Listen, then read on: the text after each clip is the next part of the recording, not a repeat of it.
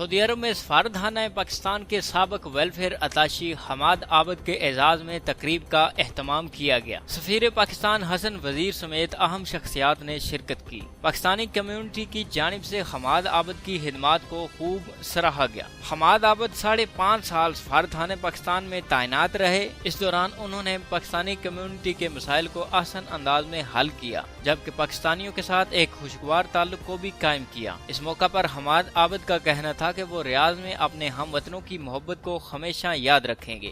چودھری سجاد کی جانب سے دیے گئے عشائیے میں مقامی گلوکاروں نے گانے گا کر حاضرین کو خوب محظوظ کیا۔ آبش مون چاند، نیوز الرٹ، الریاض، سعودی عرب۔